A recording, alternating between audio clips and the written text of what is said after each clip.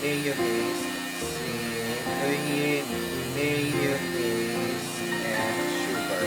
Cut! I'm going to prepare macaroons.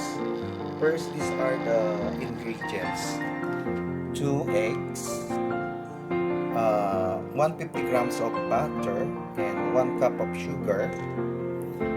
This is 1 cup of flour and 2 cups of desiccated coconut and 1 condensed milk and 2 teaspoons of vanilla extract. Okay, I'm going to mix the butter and sugar till it will become fluffy. It's very hard. It's my first time.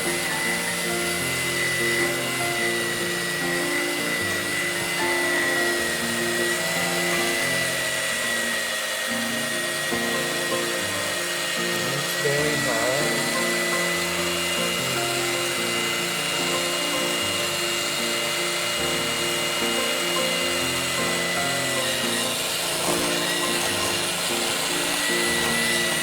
Now I'm going to add 1 egg at a time. Okay. Mabagal pa ba? With matching galban. Okay, yes. Matching, ano.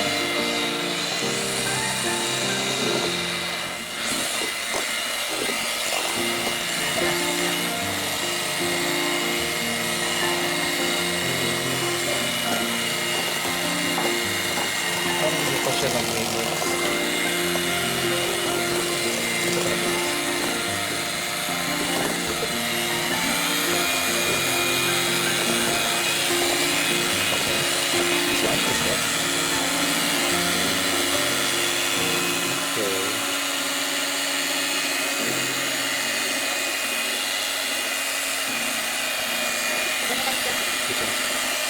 Ito.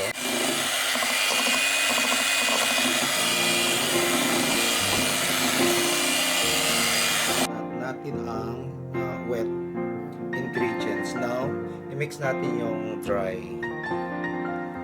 ingredients hanggang mahalo ito ng gusto.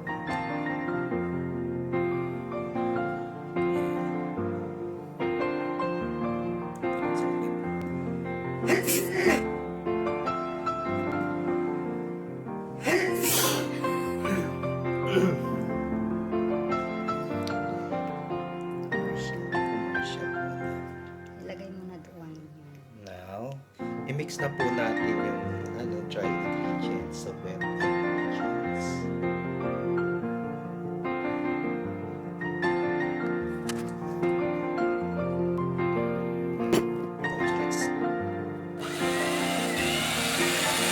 Mamadali po ako. Ganito lang po kadali ang paggawa ng macaron.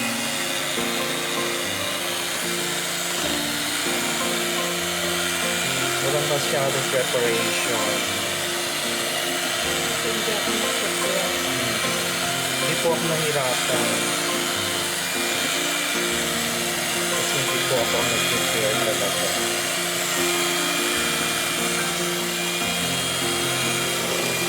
Yan o.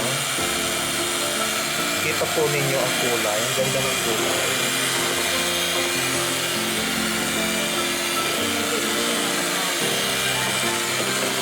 Halo lang po tayo ng halo.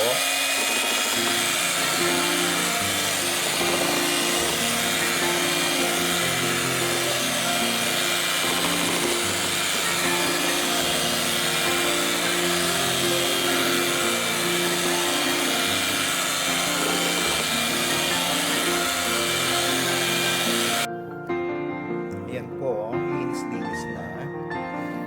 At kapag ready na po siya, pwede na nating lagay sa mga wrapper. Lalagyan natin habang naka-reheat na ang oven sa ilang degrees?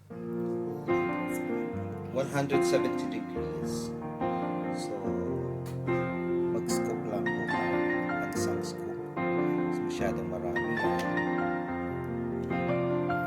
Pwede na po. Sounds good. Ayun, kitang-kita nyo po. May isang po siya. Hindi siya.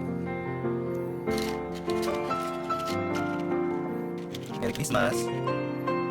Christmas na po dito.